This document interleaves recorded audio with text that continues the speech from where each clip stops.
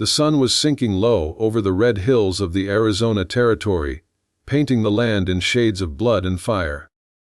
The air shimmered with heat, and the wind carried with it the cries of hawks circling above. Down in the heart of the canyon, near a twisting river of copper-colored water, the Apache tribe gathered in silence. Their faces were grim, their eyes fixed upon a single figure kneeling near the edge of the riverbank. A young woman, frail, motionless from the waist down, her long dark hair falling over her shoulders like a curtain of sorrow. Her name was Ayana, which in her tongue meant eternal blossom. Once, she had been the pride of her people, fierce, graceful, and admired for her spirit. She rode horses faster than most warriors, and her aim with a bow had earned her respect even among men. But a year ago, that all changed. A raid by a rival tribe left her with a shattered spine and useless legs. The once great huntress became a burden. And in the hard lands of the West, mercy was often colder than cruelty. For months, her mother had cared for her in secret, feeding her, bathing her, hiding her from the tribe's discontent. But food was scarce and mouths were many. Whispers grew in the night. Whispers that said Ayana was cursed, that the spirits had taken her strength because she had angered them. The whispers soon reached the ears of the tribal elders. And so, at sunset, the decision was made. The tribe would return her to the river, to the spirits who had taken her legs, so they might take her completely. Ayana's mother wept quietly behind the circle of warriors. Her father, a proud man who could not meet his daughter's eyes, stood like stone as two young braves lifted Ayana and carried her toward the current. Her body was frail, light as a child's, and yet she did not struggle. Her black eyes, deep and calm, stared at the dying sun. She understood what was coming. She had dreamt of it the night before. The river swallowing her whole, her soul drifting into the spirit world, where pain would no longer find her. The river hissed as the men stepped in. Water splashed against their legs. Behind them, the tribe watched in silence, some with pity, others with indifference. The shaman raised his hand, chanting words that floated away with the wind. Ayana closed her eyes. She whispered to herself in thought, not with words but with memory. The laughter of her youth, the thunder of hooves beneath her, the scent of wild sage in the air. And then she felt the cold. The warriors let go. Her body slipped beneath the surface, swallowed by the rushing water. The current pulled her down, spinning her like a leaf in a storm. For a moment, she could not tell if she was breathing or drowning. The sky vanished. The world became soundless and blue. Her limbs felt heavy, her chest burned, but strangely, she did not fear. There was a strange peace in letting go. Up above, the tribe turned away, believing the river had done its part. By nightfall, their campfires would burn on the ridge, and Ayana would be nothing but a memory whispered to the stars. But fate had not finished with her yet. Downstream, where the river curved through a gorge of jagged rocks, a lone rider was making his way east. His name was Caleb Ward, a wandering cowboy and former soldier of the Union Army. He had seen too much death in his time, the kind that robs a man of sleep and softens his heart in ways he does not understand. The war had ended years ago, but its ghosts followed him across every mile of desert he rode. That day, he sought only a place to water his horse and rest before night. As he approached the river, something caught his eye. A flash of white fabric drifting in the current. At first, he thought it was just a scrap of cloth or the reflection of the sky. But as it neared the bend, he saw it clearly. The figure of a woman limp, face pale beneath the murky water, her hair streaming like black smoke behind her. Caleb's instincts overpowered his hesitation. Without a thought, he leapt from his saddle, tore off his coat, and plunged into the freezing water. The river fought him, strong and merciless, dragging at his boots, trying to pull both of them under. He pushed harder, lungs burning, until his hand found her arm. She was cold, too cold. He hauled her up, fighting the current, until at last they broke the surface. Coughing and gasping, he dragged her to the bank.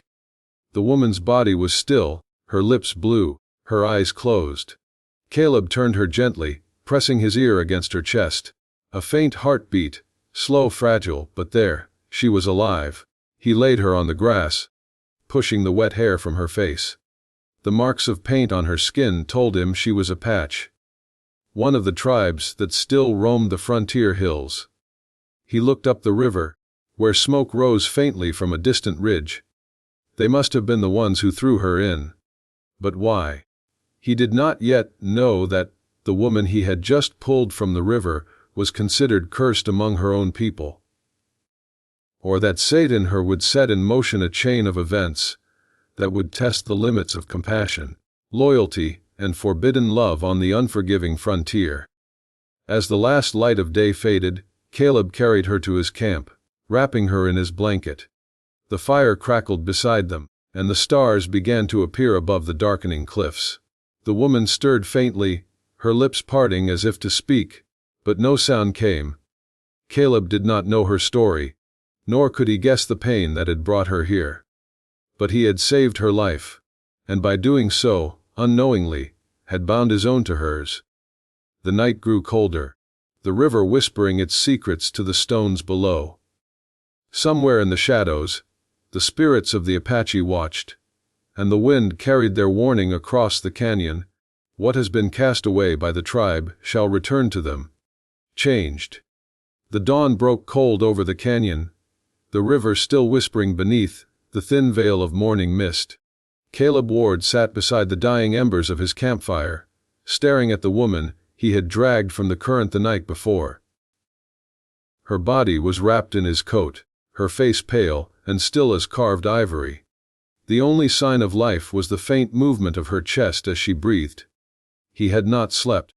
The memory of pulling her from the river played in his mind again and again, her lifeless weight in his arms, the freezing water closing in, and the strange calm that had followed when he saw her heart still beating. He did not understand what drew him to risk his life for her.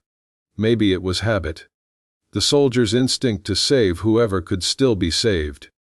Or maybe it was something deeper, something in her face that spoke of strength long buried beneath suffering. As the light grew stronger, he noticed more about her. The marks painted on her skin, faded symbols of her tribe, told him she was Apache. The bracelets of turquoise and bone at her wrists were finely made, belonging to someone once honored, not outcast. Yet her body bore scars, thin and deep, some healed, some not. Her legs lay twisted slightly to one side, limp, motionless. He touched one gently, and she did not react. Then he understood. She could not feel them. The realization weighed on him like stone. Whoever she was, she had been paralyzed long before the river tried to take her. That explained the helplessness, the way her limbs had drifted like reeds in the current, but it did not explain why her own people would condemn her to die. Caleb stoked the fire and placed a kettle near the flames. The smell of wet earth filled the air. Somewhere nearby, his horse grazed quietly, the only other living soul for miles. As he poured warm water into a tin cup, he looked back at the woman and saw her eyes open. They were dark as the canyon's depths, and for a long moment, she simply stared at the sky above her, confused, dazed. Then her gaze shifted to him. She did not move, only watched, silent and guarded, as if unsure whether she was still in the world of the living. Caleb said nothing, though the silence between them was thick with unspoken questions. He offered her the cup, helping her drink, and she accepted it weakly. Her lips trembled from the cold, but her breathing steadied. She seemed to realize he meant no harm. As the sun climbed higher, warmth began to return to the world. Caleb looked out toward the hills, scanning for signs of riders. He knew the Apache lands well enough to understand that trespassing here could mean death. If her people discovered her alive, and in the care of a white man, their fury would be swift. But leaving her was out of the question. Not after saving her from the river. The hours passed slowly. He built a shelter of branches and canvas near the rocks, where she could rest out of the wind. He gave her water, small pieces of bread, and the warmth of the fire. Each time he looked at her, she seemed caught between life and shadow, fragile but unbroken. She tried to move her legs once, and when they refused to obey, her face tightened, not with pain, but with something deeper, the quiet grief of remembering what had been lost. Night came again, and with it, a chill that crept through the desert. Caleb wrapped another blanket around her and sat by the fire, listening to the howls of coyotes far away. He wondered who she had been before all this. A daughter, a warrior, a mother perhaps. Her hands were small but calloused, the hands of someone who had worked hard, lived wild, and fought for her place in the world. Above them, the stars glowed like scattered embers across the black sky. He thought of the tribe who had done this. How they could cast away one of their own into the river like a burden. He tried to make sense of it, but the frontier had its own laws, older and harsher than any man could reason with. Then, faintly, from the ridge across the water, came a flicker of light, a torch, maybe more than one. Caleb stiffened. The Apache were near. He put out the fire, his instincts sharp again. Through the dim glow of the fading coals, he watched the woman's eyes open, wide and knowing. She, too, had seen the light.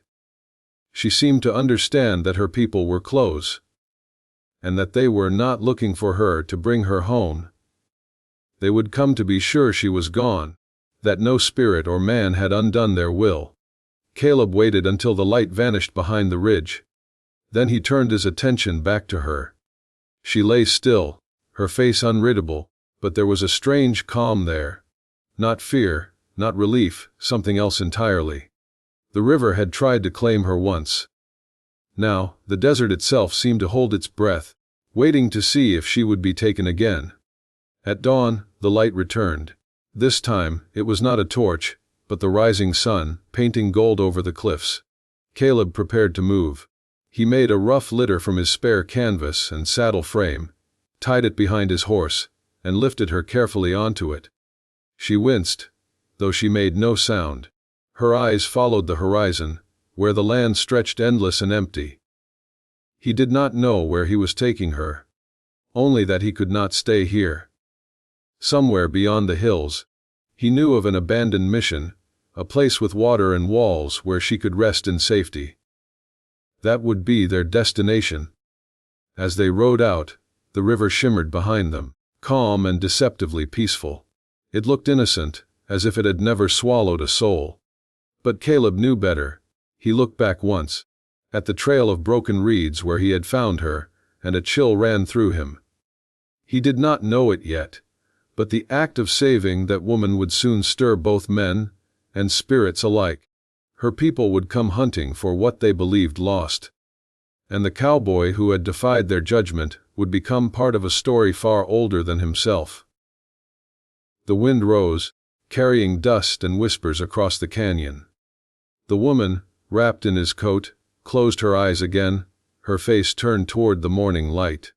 For the first time since she had been cast away, her expression softened, as if, somewhere deep within, she believed she had not been saved by chance, but by something greater that still had plans for her. The horse moved on, hooves steady against the hard ground, carrying them both toward the distant horizon. One man seeking redemption, one woman reborn from the river's depths. And high above, unseen in the cliffs, a shadow moved, an Apache scout watching. The tribe now knew the river had not taken Ayana. She still lived. The sun had climbed high by the time Caleb reached the old Spanish mission. It stood half, buried in sand and silence, its once white walls faded to the color of bone. The desert had reclaimed most of it. Roof collapsed, doors splintered, and the bell tower leaning like a wounded sentinel. Yet to Caleb it was shelter, and that was enough. He led his horse through the crumbling archway, dust swirling around them. Inside, the courtyard was quiet, except for the faint trickle of water from a cracked well.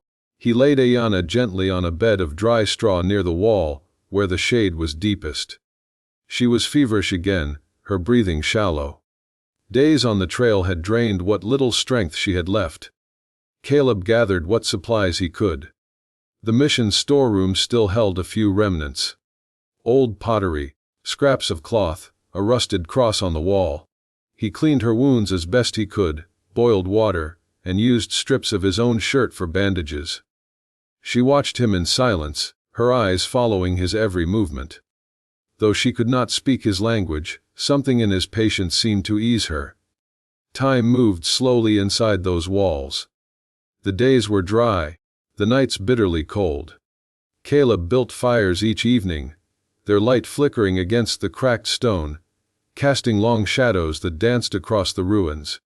Sometimes he caught her staring into those flames, as if she saw something there. Something only she could understand.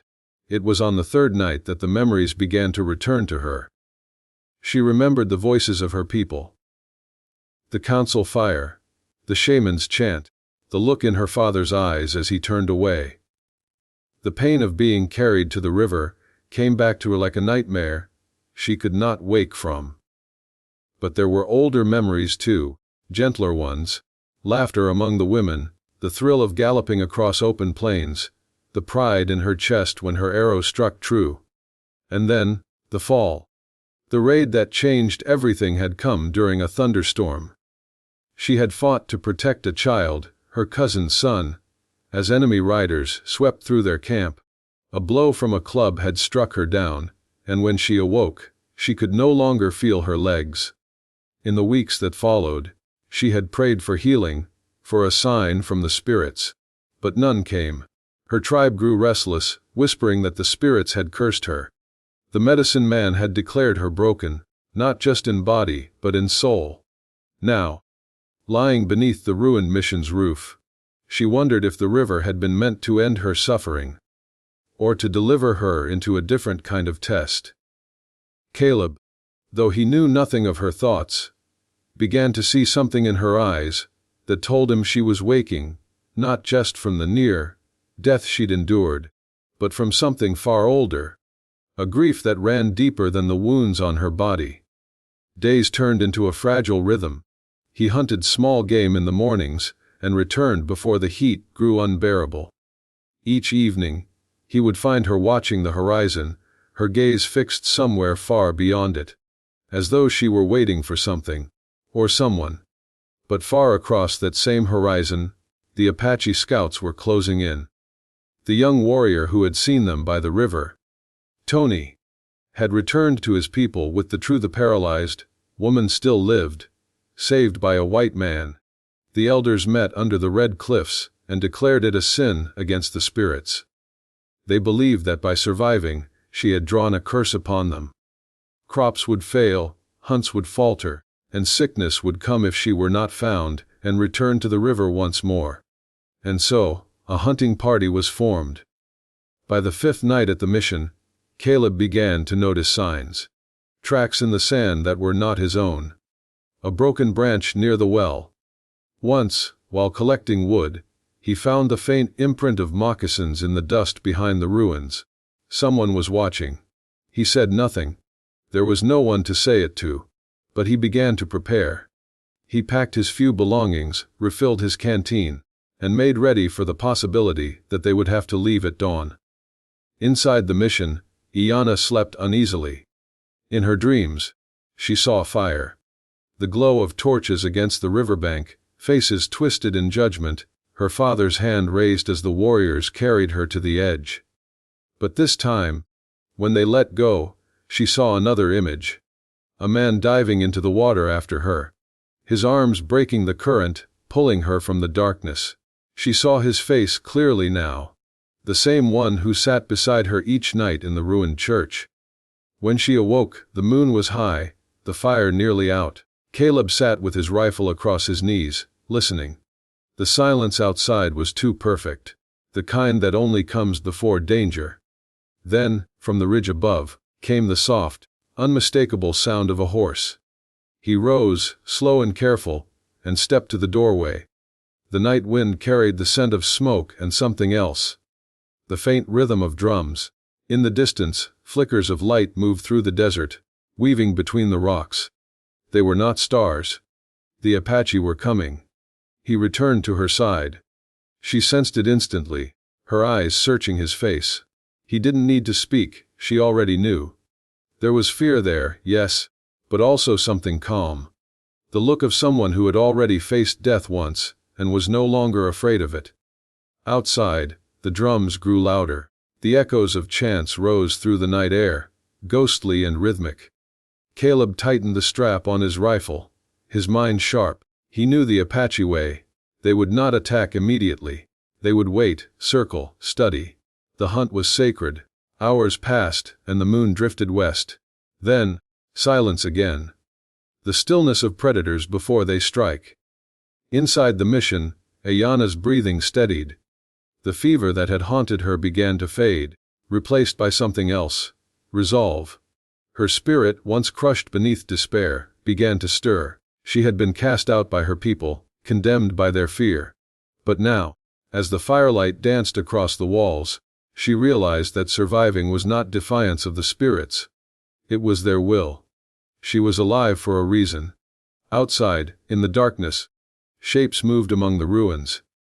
Shadows of warriors with painted faces, their eyes glinting like knives in the moonlight. Caleb watched from the broken archway, his heart steady, every sense awake. He had saved her once from the river. Now, he would have to save her again, from the world that had turned against her. The night deepened, and the first arrow struck the ground near the fire, silent and sure. The hunt had begun. The desert night was still yet alive with tension. The old mission lay in ruins, its cracked walls now cloaked in shadows. Only the faint light of dying embers flickered within, painting restless shapes on the cold stone. Caleb Ward sat beside the fire, rifle in hand, every muscle alert. Ayana lay wrapped in blankets near the corner, her breathing steady but shallow. Outside, death waited. From the darkness beyond the crumbling courtyard, the Apache war party circled like wolves. They had tracked the scent of their exile for days, guided by anger and superstition. The woman they believed cursed had escaped the river's judgment, and the spirits, they thought, demanded her return. The first arrow had been a warning. The second was not. It struck the old bell tower, sending a hollow clang echoing across the canyon. The sound rolled through the ruins like thunder, announcing that the hunt was no longer patient. The time for waiting had ended.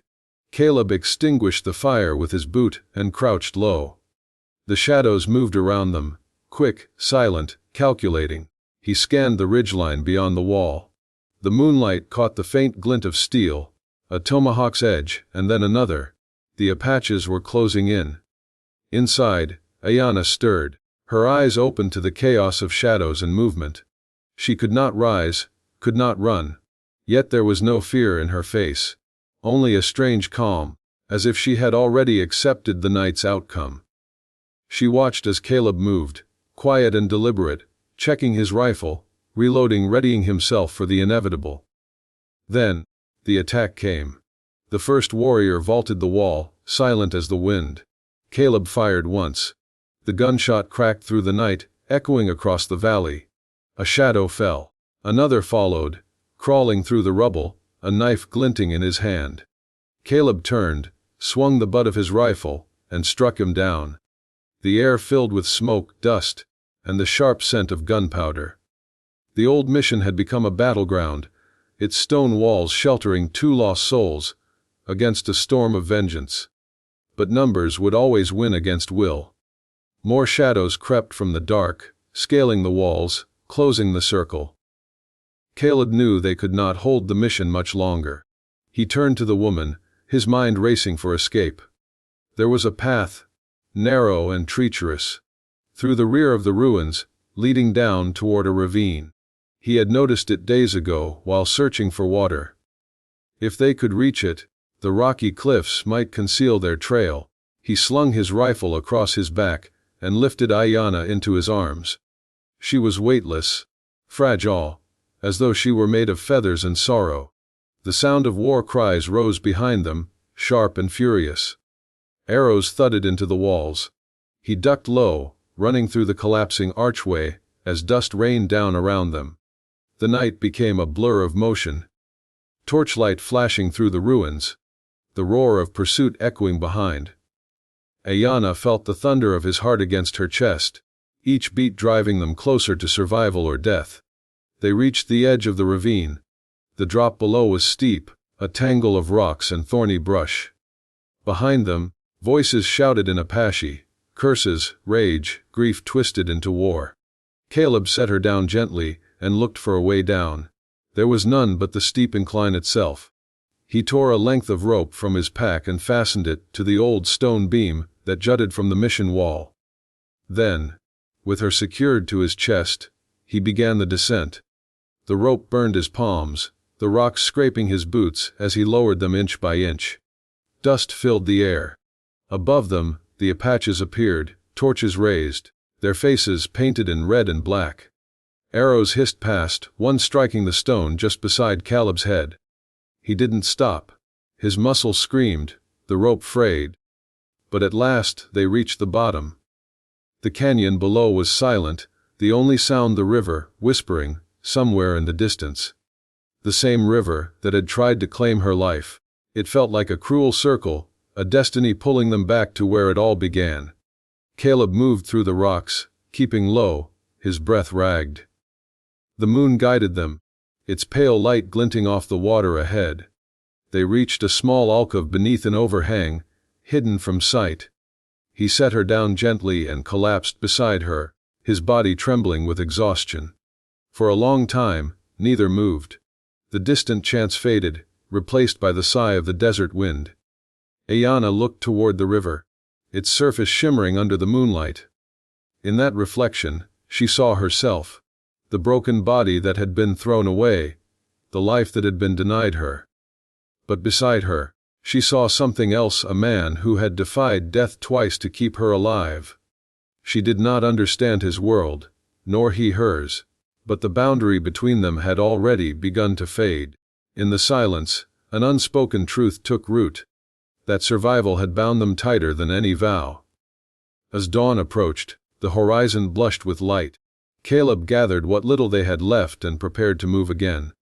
The Apaches would not stop, he knew that much. To them, Ayanna's survival was not a miracle. It was a curse to be cleansed. They followed the river's edge, moving deeper into the canyon. The land grew wilder, the cliffs rising like the ribs of the earth. He carried her until his strength gave way, then rested, then carried her again. Her eyes never left him, steady, grateful, but haunted. By midday, they reached a hollow beneath a tall red cliff. The sound of the river was closer now, gentler, as though it recognized her return. Caleb laid her on a flat rock near the water's edge and knelt beside her. The sun caught her face, lighting her features with warmth for the first time since the night he found her. It was there, in the stillness of that moment, that Ayanna felt something shift deep inside her.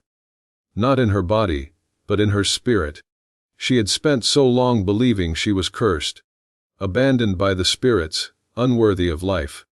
But now, looking at the man who had risked everything for her, she began to wonder if her survival had been their plan all along. Perhaps the river had not taken her because it was not her time to die. Perhaps it had carried her to where she was meant to be.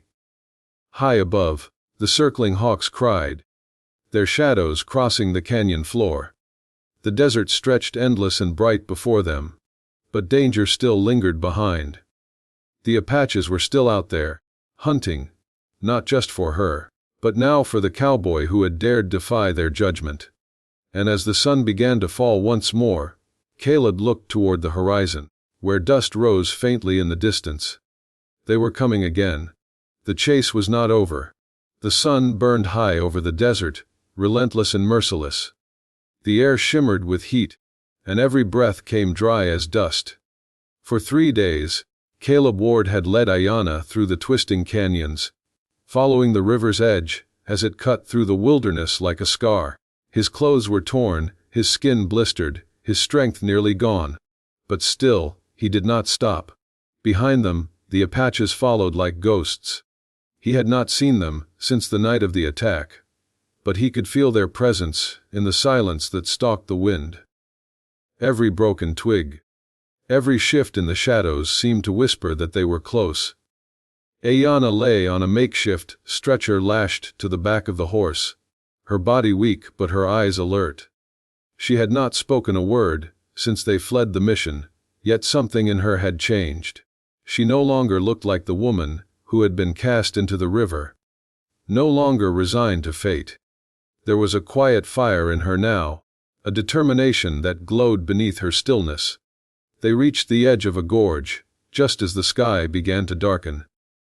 The walls of the canyon rose like ancient fortresses, streaked with iron and clay. A storm was brewing far to the west, dark clouds gathering over the horizon, lightning flashing like the breath of angry gods. Caleb decided they would rest there for the night. He built a small fire beneath an overhang, and laid Ayana beside it, shielding her from the wind. The scent of rain mixed with the smoke, heavy and wild. He looked at her, at the strength in her eyes despite the frailty of her body, and wondered again about the life she had lived before the river. That night, as thunder rolled over the mountains, Ayana's memories returned to her like a flood. She remembered the faces of her tribe, the firelight reflecting in their eyes as they pronounced her fate. They had called her cursed, not because of her paralysis alone, but because of what she had defied. Months before her exile, she had fallen in love with someone forbidden, a man from another band, one the tribe called their enemy. His name was Ko, a warrior whose people lived beyond the northern ridge. They had met in secret, bound by a love that both tribes would see as betrayal. When her people discovered the truth, they turned on her. The attack that left her paralyzed had not been a raid as she had believed. It had been her own tribe's punishment, disguised as war. The realization cut through her like the wind that howled outside the canyon walls.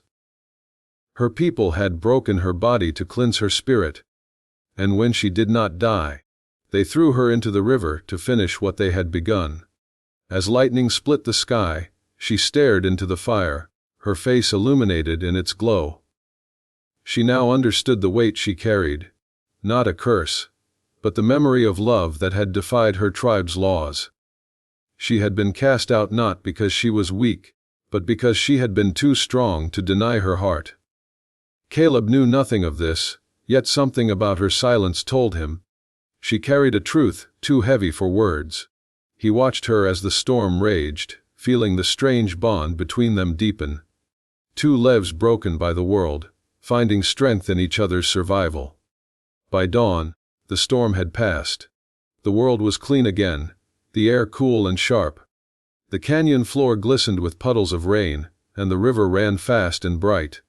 For a moment, it seemed the spirits themselves had washed the desert clean. But peace, in the wild west, never lasted long. As they prepared to move, a shadow passed over the rocks. Caleb turned sharply, hand on his rifle. From the ridge above, riders appeared, 6 of them, faces painted, eyes burning with fury. The Apache war party had found them. There was no escape through the open canyon. It was too narrow, too steep. Caleb pulled Ayana close, lifting her onto the horse. The animal snorted, sensing the tension in the air. Then, without a word, he spurred it forward. The chase thundered through the canyon like a storm reborn. Arrows whistled through the air, striking the ground near their feet. The horse galloped hard, hooves echoing off the stone walls. Caleb leaned low, shielding Ayana with his body as they raced through the twisting path. But the Apaches knew this land. They closed in from both sides, driving them toward a dead end. A wall of stone rising high, with nowhere left to run. Caleb pulled the reins hard, bringing the horse to a stop. Dust swirled around them. The sound of approaching riders grew louder. He looked up at the cliff. There was a narrow path leading upward, steep and treacherous, but it was the only chance they had. He dismounted, lifted Ayana once more into his arms, and began the climb. Rocks shifted under his boots, pebbles tumbling into the abyss below. The air was thin, his breath ragged, his muscles burning. Behind them, the war cries of the Apache grew louder, echoing off the canyon walls like the voices of the dead. At last, Caleb reached a narrow ledge near the top, setting Ayanna down behind a boulder. He turned just as the first of the warriors appeared below, their torches glowing like fireflies in the gloom. He raised his rifle, fired once, twice. The shots cracked through the canyon. The echoes faded, but more torches appeared, too many to count. The Apaches were relentless. Ayanna watched him fight, her heart heavy with guilt. She knew they hunted her, not him. Every drop of blood spilled was because of her. The river had tried to claim her once. Now, the desert demanded payment for her survival. Then, a sudden noise. The rumble of stone shifting above. The rain-soaked cliffs were unstable. As another gunshot rang out, a crack split the rock beside them. Caleb turned, but it was too late. The ledge gave way beneath his feet. He fell hard, dust and debris crashing down around him. Pain exploded through his body, but he forced himself up. Ayanna called out, not in words, but with her eyes, her face pale with fear. The horse reared, spooked by the collapse. The Apaches paused, their torches flickering in hesitation. The spirits of the canyon seemed to awaken. The sound of wind rising like a scream, dust swirling into shapes that looked almost human. To the warriors, it was a warning. They believed the place cursed, the dwelling of the dead. And in that moment of fear, the desert granted mercy. Caleb grabbed the reins, pulled Ayanna close once more, and rode hard through the curtain of dust. Behind them, the war party hesitated, unwilling to follow into the haunted depths. The canyon swallowed the sound of pursuit, leaving only the whisper of the river below. Hours later, as the stars returned to the sky, they stopped at last beside the water. Caleb collapsed to his knees, exhausted. Ayanna reached out, her hand trembling as she touched his shoulder. He looked at her, and in that silent moment, no words were needed. The bond between them had crossed the boundaries of language, tribe, and pain. She was no longer the woman cast into the river. He was no longer the drifter with nothing to lose. The desert had remade them both. Yet even as the night wrapped them in its quiet, they both knew the story was not over. The tribe had not abandoned the hunt. The spirits that had spared her once were not done testing her fate. And soon, under the next rising sun, her past would finally catch up to them, bringing truth, vengeance, and a choice that would change both their lives forever. The dawn rose slow in blood, red over the desert. The air was still, heavy with the silence that comes before destiny. Caleb Ward stood beside the riverbank, his hands trembling as he cleaned the dust from his rifle. Behind him, Ayanna lay wrapped in a blanket, near the dying embers of their campfire. The water flowed beside her, calm, endless, the same current that had once tried to claim her life. For days, they had traveled deeper into Apache territory, hoping to lose their pursuers among the twisting canyons and ghostly mesas. But both knew it was only a matter of time. Ayanna's tribe would not stop until she was found. To them, her survival was an insult to the spirits, a wound to their pride that could only be healed with her death. As the morning sun climbed higher, the desert began to whisper again. The cry of a hawk echoed from the cliffs. Then, faint but unmistakable, came the sound of horses. The hunt was over. The tribe had found them. Caleb turned toward Ayanna. She met his gaze, and though her body was weak, her spirit seemed to burn brighter than the sun. She did not move, but she did not flinch either. The time for running had ended. This was where her story would meet its truth. The place where she would face what had been denied her. A chance to choose her own fate. The riders appeared on the horizon. A dozen Apache warriors, their faces streaked with war paint, their eyes hard and cold. At their front rode an older man, broad-shouldered, wearing a coyote pelt over his shoulders. His expression was carved from stone, but his eyes betrayed the storm within. He was Chief Nanton, Ayanna's father. When the tribe reached the riverbank, they formed a half-circle, cutting off any escape. The chief dismounted slowly, his boots sinking into the damp earth.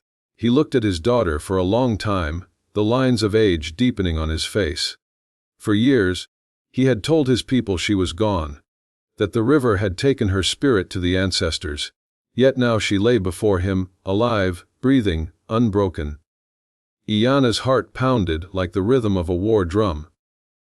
The memories of her childhood flashed before her, the warmth of her father's voice, the strength of his hands, the way he used to lift her high into the air when she was small.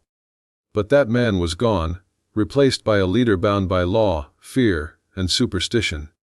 Caleb stood his ground, his rifle low but ready. He knew he was outnumbered. One wrong move, and both of them would be swallowed by the same desert that had already claimed so many lives. Yet he could not leave her. Whatever happened now, he would stand beside her until the end. The wind rose, carrying with it the distant rumble of thunder. The sky darkened as if the land itself was holding its breath. The warriors remained still, their eyes darting between Iana and the stranger who had defied them. Then, something shifted. Iana lifted her gaze to the river, the same river where her tribe had cast her away, the same current that had nearly ended her life. She felt its pull, not of death, but of remembrance. It called to her, asking for her choice. And in that moment, she understood what the spirits had tried to tell her all along. Her paralysis had not been a curse, it had been a test. A burden meant to strip away everything but truth. The river was not her enemy. It was her witness. She reached out her hand toward the water, her fingers brushing against its surface. The ripples spread outward, glinting in the weak sunlight. The Apache warriors watched in silence. Even her father did not speak. For the first time, there was no hatred in their eyes.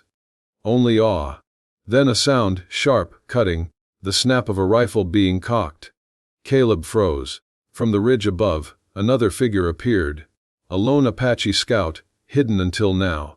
His bow was drawn, his arrow aimed directly at Iana. The chief shouted in warning, but it was too late. The arrow flew, slicing through the air like vengeance. Caleb moved instinctively, throwing himself in front of her. The arrow struck his shoulder, the force knocking him backward. He stumbled but did not fall, gritting his teeth against the pain. Iana's heart nearly stopped. The tribe erupted in chaos. Shouts, confusion, the echo of thunder rolling over the valley. Chief Nanton turned toward the ridge, shouting for the warrior to stand down. But the young scout was deaf to reason. He believed he was serving the will of the gods. He drew another arrow. Before he could fire, the ground beneath him trembled.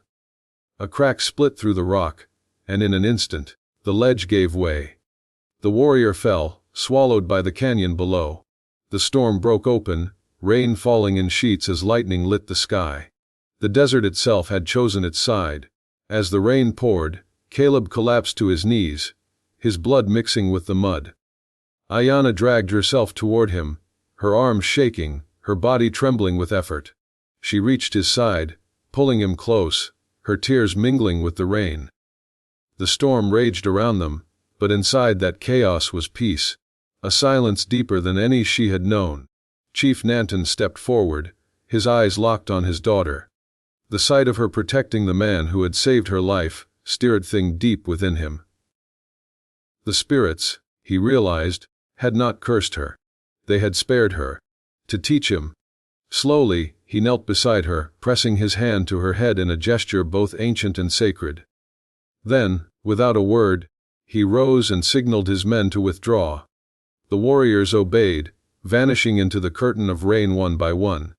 The chief paused once more, looking back at his daughter, and for the first time in many years, his heart softened.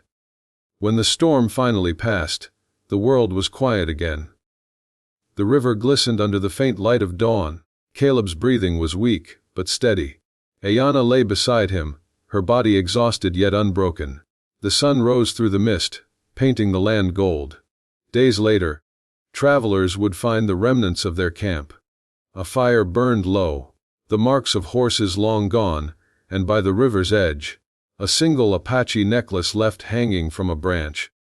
Some said it was an offering to the spirits, others claimed it was a farewell. But the truth was deeper. Ayanna and Caleb vanished from the frontier that day. Some said they rode south, into the Mexican territories, where no tribe nor law could find them. Others whispered that the river took them both, binding their souls together forever beneath its restless current. Yet on quiet nights, when the wind moves across the desert, and the moonlight glints on the water, the people still tell their story. The tale of the paralyzed Apache woman and the cowboy who dove into the river to save her. The story of two souls who defied death, tribe, and destiny, and found freedom in the wild heart of the West. For in the end, the river did not claim her. It carried her toward life.